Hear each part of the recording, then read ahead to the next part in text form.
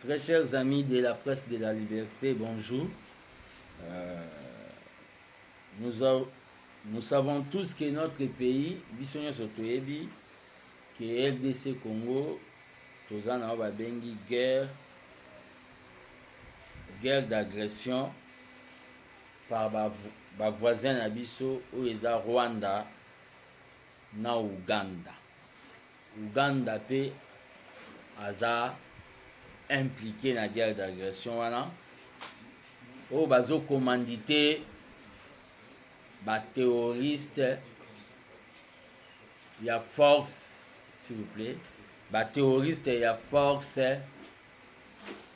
Il y a un 23 dans le territoire Nabiso.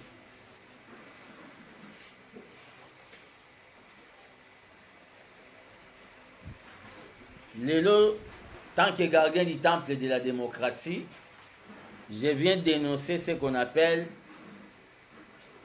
le silence radio de la communauté internationale. Je dénonce le silence radio de la communauté internationale dans la communauté internationale par rapport avec cette situation qui se passe à l'Est. Bakangi munoro na bango, bakangi misu na bango, parce qu'ils ont les intérêts na ba minéraux na biso ya Congo. Aujourd'hui, il y a des milliers de morts, il y a des milliers de déplacés, il y a beaucoup de dégâts, et quelques jours passés, ndenge biso tout ozolandela makambo, ba miliciens ya M23 ba terroristes ba utaki kosala ba bengi massacre ya ba les hommes et des femmes et des enfants au baza menu maboko pamba. Des innocents, ils ont été massacrés parce que baza ba Congolais. Donc nous sommes obligés, nous les Congolais, d'accepter d'être héros pour notre patrie, sinon nous serons des héros citoyens, c'est-à-dire les esclaves du Rwanda, Natango Balobi, les temps actuels. Nous sommes obligés d'être des héros. Ce qui toboy kokoma béro, c'est que tokoma ba zéro citoyen, c'est-à-dire des esclaves. Le Congo doit éviter, ici je parle au nom de l'armée des bâtisseurs tshisekédistes, où il y a un mouvement tshisekédiste pour soutenir la démocratie et le président de la République Félix Tshisekedi sans fanatisme, P. Nakidia Leloté. L'ABT, c'est un mouvement au sein de l'UDPS où ils ont constitué Nao Babengi les oubliés du pouvoir. Le Congo doit éviter de déshabiller Saint-Paul pour habiller Saint-Luc. C'est-à-dire vouloir le départ de la MONUSCO jugée improductive pour accepter l'arrivée des forces de l'IAC dont déjà dans la déclaration à Bango, ils ne sont pas venus faire la guerre. La force oyo, il y a IAC, la déclaration à Bango dès le début, pour un analyste politique, il y a la guerre. Il y a les locaux une zone tampon. Zone tampon, c'est-à-dire entre territoires où tous sont sous contrôle, dans bâti, FARDC stop, M23 stop. Donc, ça n'a pas même au cesser les faits, ça n'a cesser le G. Donc, le gouvernement congolais doit éviter de faire ce qu'on appelle déshabiller Saint-Paul pour habiller Saint-Luc. Parce que le sang a beaucoup touré. Le sang a beaucoup coulé. na est ya Congo.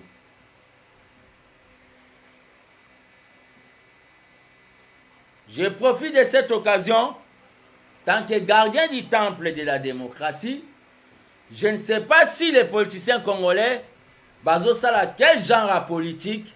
Ce qui va politique, c'est critiquer la personne de M. Félix Tshisekedi ou bien la politique y a état de la nation. Tant que gardien du temple de la démocratie, je profite de cette occasion pour dénoncer les propos du président burundais Oyo a déclaré que la force ya est bakozala jusqu'à ce que l'armée nabiso écossais organisée, jusqu'à ce que le Congo va organiser son armée.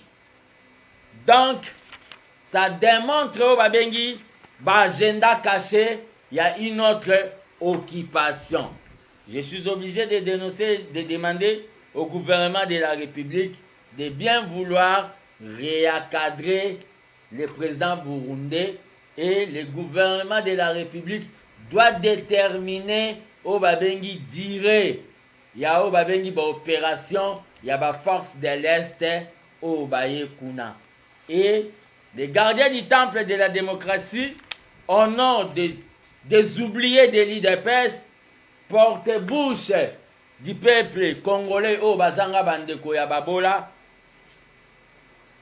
je viens demander au gouvernement de la République de nous déterminer la durée, il y a la force, il y a Est, parce que la façon dont le président burundais a lobby, ça démontre c'est déjà une autre planification d'occupation, mais maquillée sous forme il y a la force, il y a Est. Et le gouvernement doit réagir pour réencadrer le président burundais. Nous n'avons pas besoin de forces oyo bakoya batikala seko na seko ndenge MONUSCO etikala lelo ekoma problème pour bakende.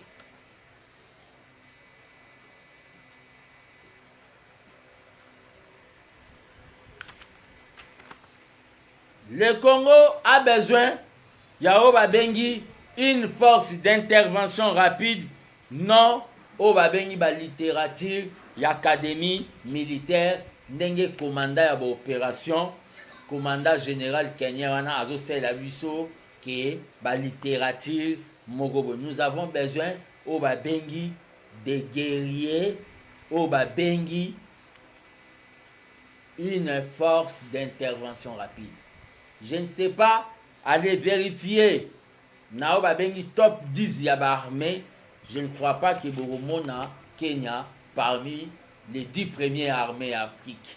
Donc, c'est à vérifier. Donc, nous demandons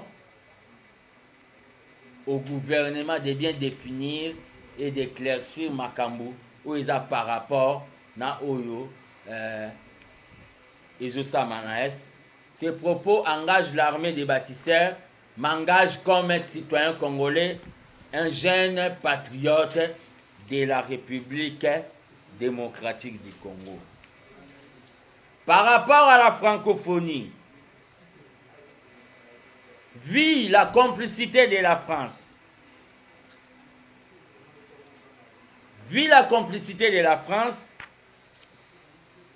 nous demandons au gouvernement de la République de désister.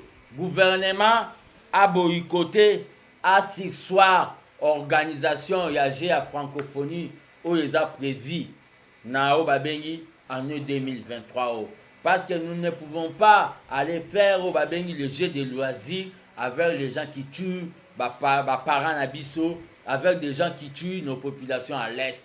Le gouvernement doit s'asseoir au Babengi le jeu de francophonie parce que on ne peut pas jouer avec des assassins dans un même terrain de football. C'est pour cela, pour étendre au Babengi notre champ d'action, il y a coupé sa message, il y a au Babengi agression Tozanango. L'armée des bâtisseurs tshisekidistes invite au gouvernement des warriors d'entamer au babengi procédure d'intégration ya Congo na o babengi communauté des pays anglophones Commonwealth. Togo est un pays francophone et Kota na o babengi Commonwealth.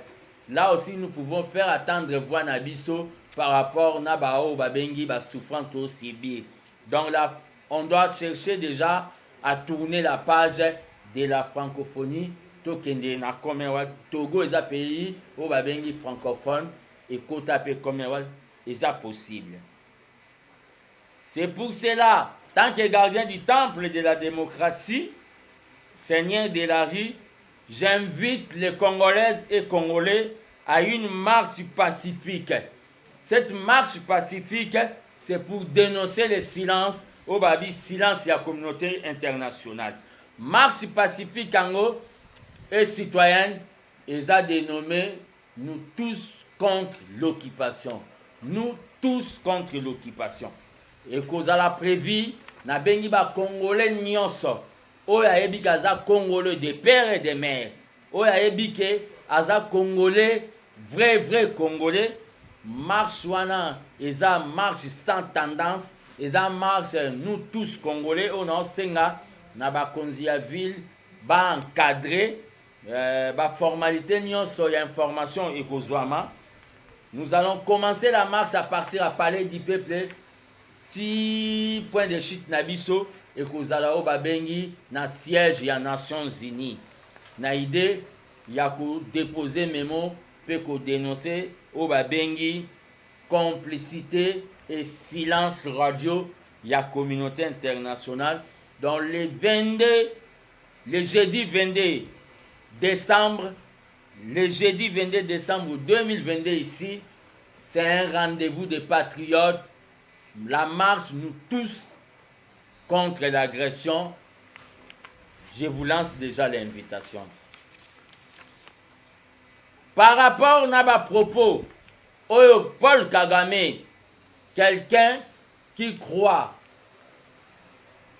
être le président à vie, il y a Rwanda, un monarque qui voulait donner des leçons que les élections en République démocratique du Congo étaient trichées. Par rapport à ma propos, cela démontre niveau ya Obabengi qui moins sérieux à M. Paul Kagame Oyo sur le plan diplomatique aza déjà aux abois. Il a tenu des propos pour dire qu'il y a eu tricherie et ce qui se passe à l'Est, Nao Babengi, Ezali, orchestré, commandité par le président de la République pour Asalo Babengi glissement. C'est du mensonge.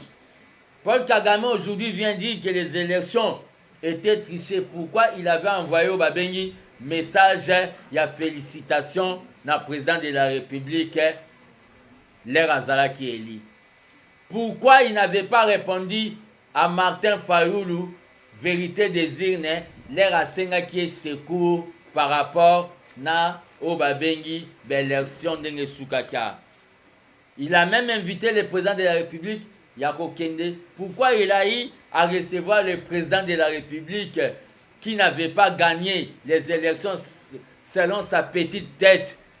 Pourquoi il a eu à le recevoir à maintes reprises?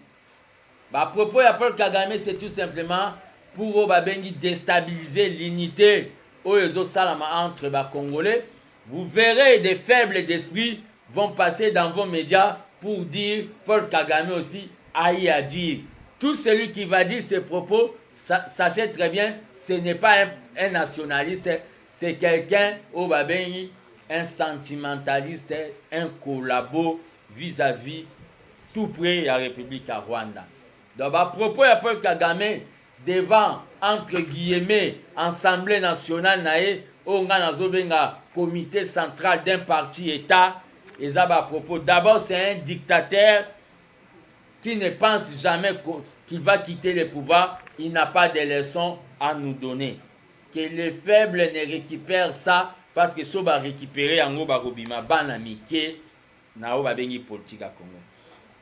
Par rapport à notre Obabengi, mon parti l'IDPS, Par rapport à l'IDPS, nous avons tous entendu publication ya Babengi calendrier électoral. C'est pour cela que je profite de cette occasion pour lancer un message à tous les combattants en l'UDPS, particulièrement à M. Augustin Kabouya qui gère au Babengi la gestion quotidienne du parti. Nous disons que nous sommes un parti démocratique. C'est que nous devons démontrer aux gens que nous sommes un parti démocratique. Il faut tout la Kisayango. C'est-à-dire, l'armée des bâtisseurs tshisekidistes demande, propose, exige qu'il y ait des primaires au sein du parti UDPS pour Naobabengi le choix. Il y a des députés municipaux, des conseillers municipaux, des députés provinciaux, puis des députés nationaux. Nous n'allons pas accepter qu'on nous amène ce qu'on appelle des candidats députés importés. Des candidats députés, yaka okokoma candidat, tokolingate, tomona, bakuya, bato bayebi ima partite, baya kobima, candidat député na liste ya IDPS. Il faut tout ça là, babengi na nous, compétition na kati ya IDPS, o babengaka primaire, oya ozamakasi, yenda ko représenter UDPS avec confiance à bas combattants. Donc je demande, on doit faire preuve de la démocratie au Tshisekedi enseignant biso. Par rapport à la nomination, il y a un mandataire, puis il y a un bourgmestre, et ça l'a mis déjà, mais selon la vision du père Etienne Tshisekedi, les choses devaient se faire dans une commission des ambitions. Ça ne doit pas se faire comme M. Kabouya est en train de le faire dans son salon avec bateau Misusu, de nouveaux venus, de nouveaux riches. Diomoro, il y a trio, il y a 4 personnes. Bazo ça la choix à Batou pour aller représenter l'UDPS. Ça vraiment, nous sommes obligés de les dénoncer, aller représenter l'UDPS. Je regrette au effort, le Parlement debout, Oyo, pendant 365 jours, des années, Batelema, pour éveiller la population, va se retrouver na Babengi, pouvoir na biso, pe bazala considérer ndenge na mesana koloba neti ba brouette, c'est-à-dire ememi mabanga, etongi immeuble, bakabuya bakoti, ba nouveau riche bakoti, brouette etikali libanda, ezopolambola. C'est pour cela, je demande les combattants à l'unité pour sauver ce qu'on appelle notre très cher parti, l'IDPS, Oezao Babengi, otage, il y a une oligarchie, c'est-à-dire un groupe des individus, ou peut-être na CV à combat, basalape, grand chose, balitape, neti ba parlementaire débouté, bangonde bazo régner.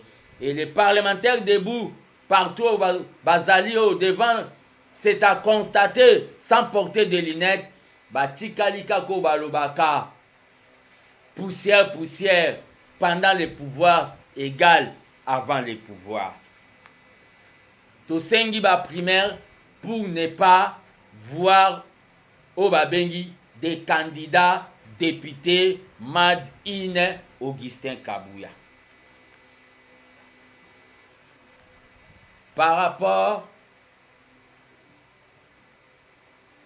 à la situation politique générale, c'était ça mon allocution. J'attends vos questionnaires. Merci.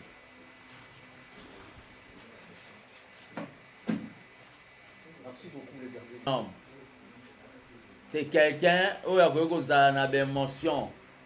Il a dit quelque chose. Il n'a pas dit que la guerre ne va pas terminer. Il a dit ceci, que la présence, il y a une force wana na est et Kouyalawana jusqu'à ce que la guerre, jusqu'à ce que l'armée congolaise sera organisée. Donc cette présence-là sera là. Si notre armée n'est pas organisée, donc cette présence-là sera là jusqu'à ce que Yézoakoya. C'est un langage codé. Non, c'est un langage codé. C'est pour cela que nous sommes en train de demander, j'ai demandé au gouvernement de bien vouloir nous déterminer au babengi la durée ya au babengi présence ya ba force wana, sinon ça sera jugé d'une autre occupation. Merci.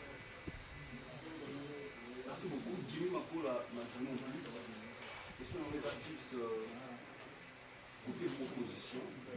Au type par rapport à la francophonie, c'est une abisso tout le mois na institution wana to organisation wana to s'adhérer na Commonwealth.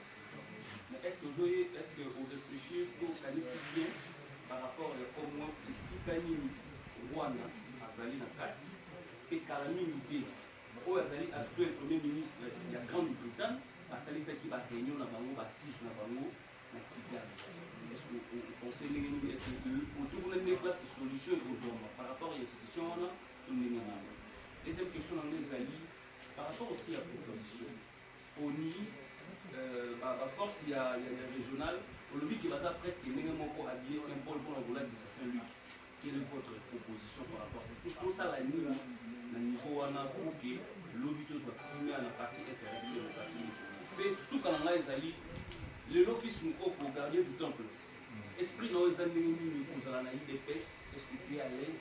Vous êtes calme par rapport à la gestion à la partie au quotidien. Merci. Oui, d'abord, nakobanda nakomeka ko répondre yo na.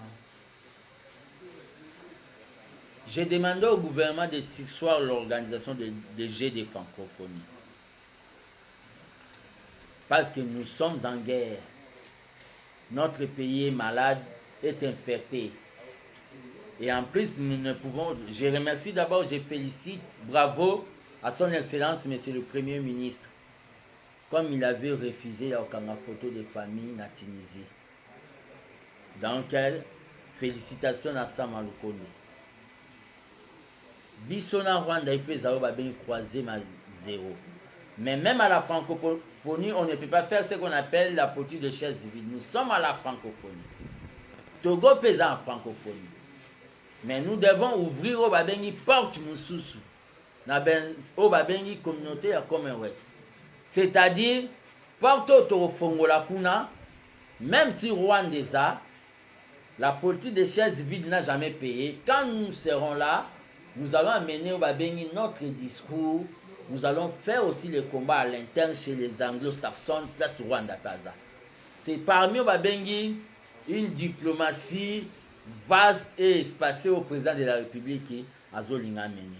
Donc, ils ont un espace pour faire attendre Congo Oyala qui baba pendant beaucoup de temps, pour faire attendre un peu et pas des pays anglophones. Deuxième question, Ezali, par rapport à la proposition, on fait ça par rapport à force il y a est, on doit définir le temps, sinon ça deviendra. Mais la proposition pour la libération, pour la récupération viendra de nous-mêmes les Congolais. C'est-à-dire, je félicite le Conseil national et la jeunesse. Na activité basalaki qui est président face à la jeunesse.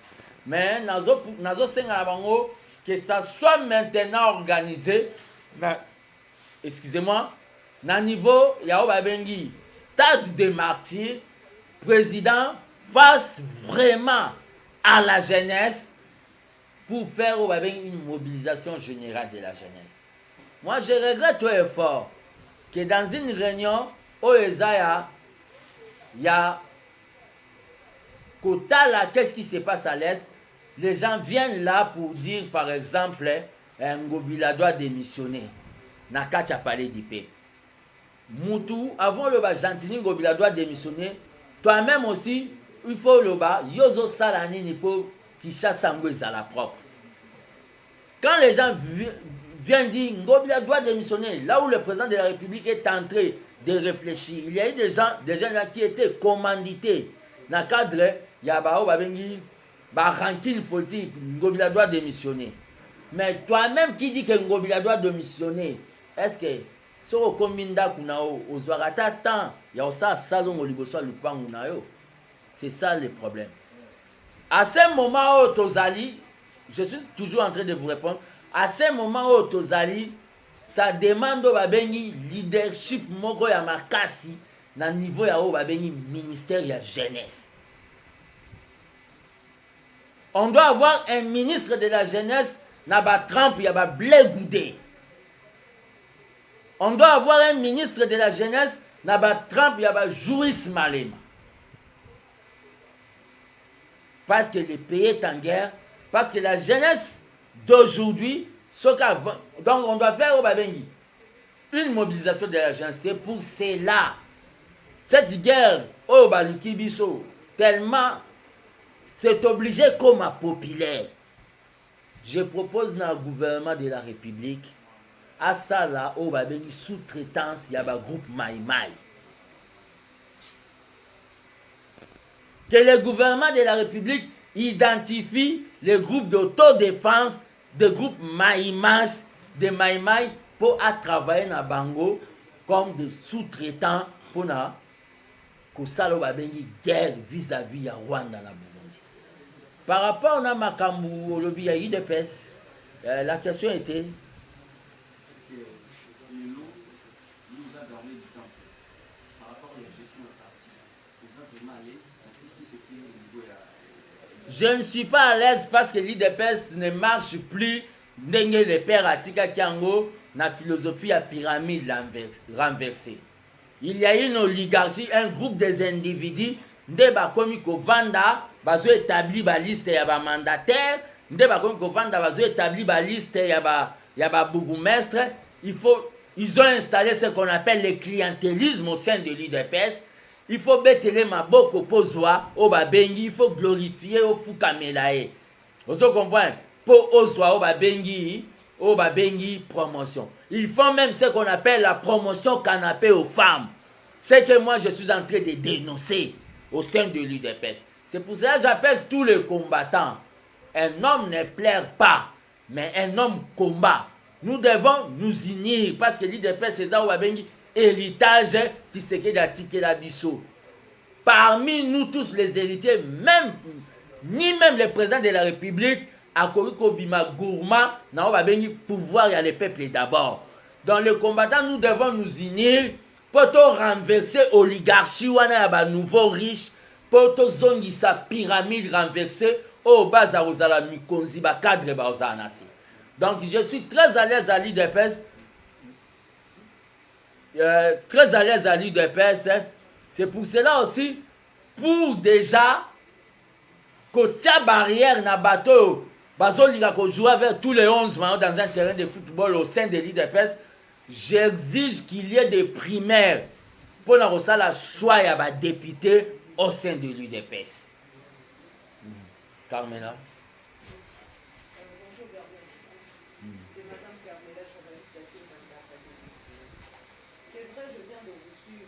Dernière question, il n'y a pas un problème de compétence.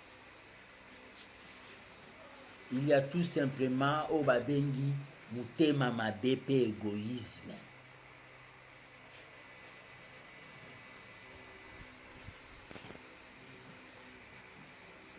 Prendre quelqu'un qui n'est pas de l'UDPS, tout ce que au dicté, le kolayaye, kosala net coup de main, kosala net emploi, tout ce qu'on dicté ya koyoka. Mais quelqu'un de l'UDPS, il y a école du parti, ce qu'on dit au dicté ba bêtise à Roboya, ils doivent être négligés. Je serai candidat dans le compte de l'UDPS. Au moment où, avec Kabouya, on sait tous que l'UDPS n'appartient pas à Kabouya. il est quand même le siège de votre parti. L'UDPS n'appartient pas à Kabouya. Je serai candidat député à la circonscription du Moamba. C'est-à-dire Matete, Lemba, Kisenso, Ngaba, Limete. Je serai le candidat des non-alignés, Yabato Bazanga Bandekoya. Je serai candidat le porte-bouche Yababola, des pauvres et des vulnérables. C'est pour cela que je demande au Babengi des primaires au sein de l'UDPS pour qu'on place des hommes forts envie de donner au président de la République ce qu'on appelle une majorité écrasante pour éviter des coalitions des fois compliquées. Et pourquoi le propos de Kagame, ça vous dérange, puisque le chef de l'État, l'autre fois, l'a appelé frère? Appeler Kagame frère, Kagame frère, d'abord, c'est ce qu'on appelle attitude, il y a un panafricaniste.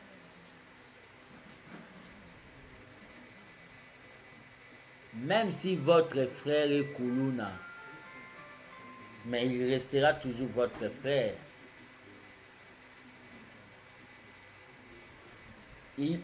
Dans la famille Batutu Babotama Ndenge Mote, dans la famille africaine, Kagame s'est fait exception. Il s'est fait un Africain à caractère, il y a Hitler.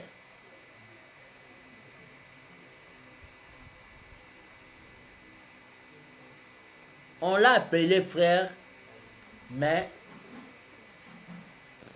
il nous a trahis, nous, ses frères africains, à cause Yaoba Bengi Kulinga, richesse Nabiso. Il s'est fait Jida. Il s'est fait Obabengi, un envoyé Yaba impérialiste dans le but Yakoyaka pour exploiter les minéraux Nabiso dans le réseau mafieux. Mais ça finira un jour. Une autre question? Je tiens à vous remercier d'avoir répondu à mon invitation. Nous devons accepter d'être héros pour ne pas être des mains des héros citoyens. Je vous remercie. Merci.